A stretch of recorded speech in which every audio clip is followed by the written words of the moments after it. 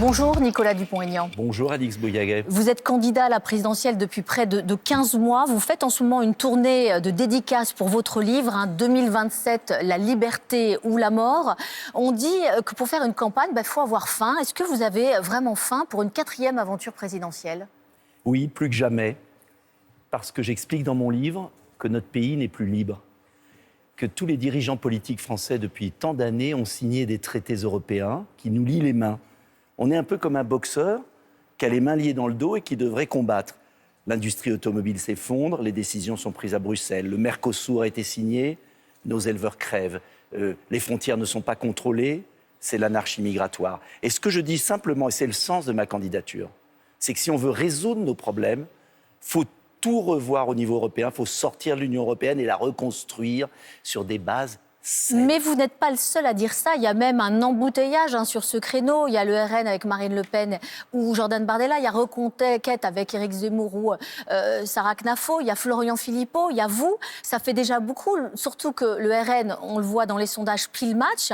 Et que vous ne recueillez à ce stade que 1,5% dans les sondages. Oh, les sondages, vous savez, on veut, un an avant, décider, enfin, c'est les médias ou les sondages, ou je ne sais pas qui d'ailleurs, ce que ce sera. Mais les Français sont libres de voter. Et il y a une grande différence. C'est que moi, à la différence du RN ou d'Éric Zemmour ou de Bruno Retailleau, je leur dis, vous allez dans une bonne direction, mais vous ne pourrez pas faire ce que vous promettez si vous ne sortez pas de l'Union européenne. Et c'est là ma différence. C'est que j'assume le fait qu'il faut reprendre notre indépendance. Et j'assume aussi le fait qu'il faut la démocratie en France, c'est-à-dire le référendum, le RIC, le référendum d'initiative citoyenne à la Suisse, car la société française est bloquée.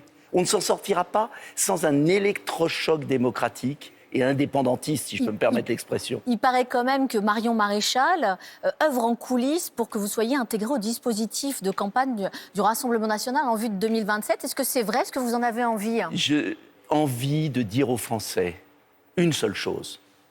Une seule chose, si on veut traiter les problèmes, il faut reprendre notre liberté. Et je suis le seul, notamment dans ce livre, à dire comment on va reprendre notre liberté, comment on va reconstruire une Europe qui nous laisse les mains libres. Mais est-ce car que aujourd'hui, vous irez on s'en sort jusqu'au plus. bout, Nicolas Dupont-Aignan? Bien évidemment que j'irai jusqu'au bout. Donc ça veut dire qu'il n'y aura pas de ralliement avec le Rassemblement national avant le premier tour? J'irai jusqu'au bout parce que je suis le seul à définir un projet politique sérieux pour rétablir la démocratie, le référendum en France, et pour que les Français reprennent leur voix. Je vous rappelle qu'ils ont voté non en 2005 et que ça a été bafoué. Je serai le porte-voix de ces Français qui ont voté non et qui veulent reprendre le pouvoir.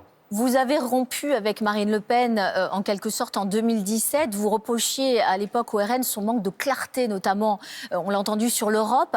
Sur les retraites, Jordan Bardella propose désormais, alors, de sortir du débat de l'âge légal, de raisonner en années de cotisation et d'introduire une part de capitalisation. Est-ce que pour vous, c'est un nouveau cafouillage? Non, mais moi, je ne suis pas là pour critiquer les autres. Je suis là pour proposer une autre voie. J'ai été réélu maire de Hyères dans ma ville de banlieue. Non, mais vous êtes d'accord avec cette proposition sur les retraites? Je suis pour un âge fixe. À 62 ans, je n'ai jamais changé d'avis. Donc le RN est en train, lui, de changer d'avis? Je ne sais pas, mais ça ne m'intéresse pas, le RN. Vous ne voulez pas vous brouiller avec eux? Mais ce n'est pas la question de se brouiller. Est-ce qu'on peut avoir, en 2027, une campagne positive? Moi, ce qui m'intéresse, c'est de dire aux Français, voilà mes solutions pour réindustrialiser. Je veux relocaliser 1 million d'emplois. C'est concret. Je veux que les éleveurs français puissent vivre. Je veux annuler le Mercosur. C'est concret. Je veux rétablir les frontières. C'est concret. Je veux baisser le prix de l'électricité de 30% en sortant du marché européen. C'est concret. Vous voyez, bon, vous ménagez l'avenir, on vous entend. Non, mais c'est pas ça. Écoutez, Madame Bouillaguet, je crois que ça fait suffisamment d'années que je défends la même position. Et je crois que dans notre vie politique, il y a peut-être besoin de maturité, d'expérience et de continuité. On ne va pas avoir une nouvelle élection présidentielle, je l'espère, comme un concours de beauté, comme en 2022 ou 2017. Est-ce qu'on peut parler du fond des choses? Alors, on va parler du fond, on va parler de ce qui s'est passé aussi samedi soir. Il y a eu une très belle victoire du Paris Saint-Germain. Il y a aussi ces scènes de violence urbaine, ces images de chaos. Comment vous les qualifiez? Ces images de chaos, tout le monde s'en offusque. Mais dans nos banlieues, on le vit tous les jours. Une minorité qui trafique, qui violente, qui menace, et l'État qui recule. C'est ça la réalité. Et donc ce qui est arrivé aux grands jours à Paris, c'est ce qu'on vit dans toute la France toute l'année. Et il y a une seule raison, il n'y en a qu'une, une seule. Jamais, jamais de peine de prison ferme. Et j'ai lu ce matin dans un journal du matin, prison avec sursis. C'est-à-dire que ceux qui trafiquaient des mortiers, qui ont agressé des policiers, n'iront pas en prison. Tant qu'on sera comme ça, il ne se passera rien. Et cela s'aggravera. Je demande de la prison ferme. C'est tout. Prison ferme, solution. est-ce qu'il faut aussi expulser les casseurs des logements sociaux s'ils en ont un? Est-ce qu'il faut suspendre les allocations familiales? Est-ce que vous êtes d'accord avec tout ça? Mais bien sûr, mais on le propose depuis des années. La vraie question, mais on le vit tous les jours dans nos villes. Hier, dans ma ville, on l'a vécu encore récemment. Une personne avec une machette comme ça dans son sac à dos, il n'ira même pas en procès. Donc le problème, c'est que l'appareil judiciaire est paralysé par manque de moyens, par manque de volonté. C'est ça la question. Jordan Bardella... C'est pas la police la question, c'est la justice. Il dit, lui, nous avons bien vu la nouvelle France de Jean-Luc Mélenchon samedi soir, celle de l'insurrection. Est-ce qu'il a raison de dire ça? Est-ce que vous partagez cette analyse? Moi, je n'ai qu'un principe. L'autorité, l'autorité, l'autorité. Je ne veux pas regarder et tirer des plans sur la comète, sur qui était là, qui n'était pas là. Ça n'aboutira à rien. La seule question qui se pose, c'est quelqu'un qui tire du mortier sur un policier, il doit être en prison. Et on serait en Algérie, au Maroc, en Tunisie ou dans n'importe quel pays du monde, je peux vous assurer que ça ne serait pas le laxisme à la française. Il y a ce chaos parce qu'ils savent très bien qu'ils ne risquent rien. C'est tout, c'est simple. Un dernier mot sur Ksenia Federova, cette ex-dirigeante du média RT France financé par le Kremlin et désormais donc chroniqueuse notamment sur CNews. Elle a pu renouveler son visa de séjour sans aucune difficulté alors qu'elle est accusée par le gouvernement de faire de la propagande russe. Est-ce que c'est normal de maintenir à l'antenne quelqu'un qui soutient Vladimir Poutine? Mais tout ça est grotesque. On veut finir comment dans notre pays? Il faut la liberté d'expression.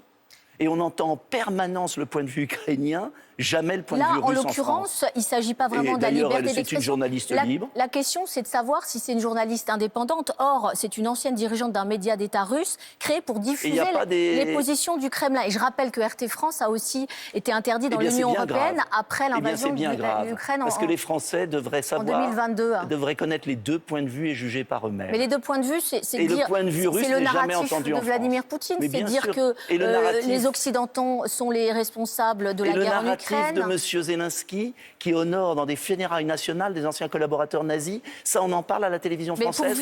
Jamais. Pour vous, la Russie est l'agresseur dans cette guerre, oui ou non? Pour moi, il faut la paix, parce que cette guerre est un drame humanitaire, on l'a encore vu ce matin, parce que s'il n'y a pas la paix, c'est tout le continent européen qui va sombrer. Nous payons notre gaz 3 fois trop cher, il faut la paix, les Américains la volent, et ce sont les Européens qui la bloquent. Donc, quand vous entendez Jean-Noël Barrot, le ministre des Affaires étrangères, dénoncer une propagandiste, il parle de Ksenia Federova, patentée, qui sert la soupe de Vladimir Poutine, Je suis en totalement désaccord. Il nous précipite dans la ruine. Nous avons donné encore un prêt de 90 milliards d'euros. Je sais que M. Barrot et le gouvernement préfèrent aider les Ukrainiens qu'aider les Français. Eh bien, je préférerais que l'argent qu'on déverse en pure perte à l'Ukraine vienne aux Français. C'est clair, net, précis. Et j'aimerais qu'on entende un peu plus les deux points de vue pour trouver une voie équilibrée, raisonnable, qu'on arrête cette guerre qui est la ruine du continent européen et qui fait le jeu de la Chine et des États-Unis. Mais vous, par pitié, arrêtons la propagande en faveur de l'Ukraine. Parce que ça, c'est 99% du temps. Vous qui prônez la défense de la souveraineté nationale, est-ce que vous accepteriez donc, par exemple, qu'une ex-dirigeante d'une chaîne d'État chinoise ou iranienne intervienne quotidiennement dans le débat public français? J'aimerais qu'il y ait la liberté en France. Et aujourd'hui, on n'entend que ceux qui sont favorables à l'Ukraine.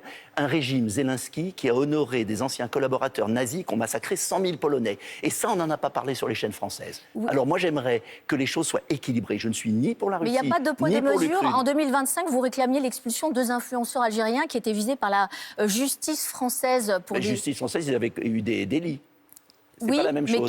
Madame Fedorova est une journaliste libre. Et ça gêne beaucoup le petit milieu français d'avoir une journaliste libre. Mais donc vous dites que c'est une journaliste indépendante. Mais les Français ont le droit d'avoir tous les points de vue. Elle est libre et indépendante.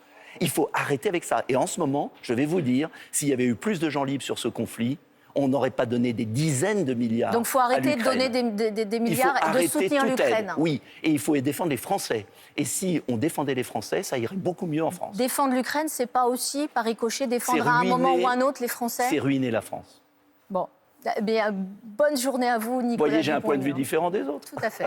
En effet, merci Nicolas Dupont-Aignan d'avoir été notre invité, d'avoir défendu votre point de vue.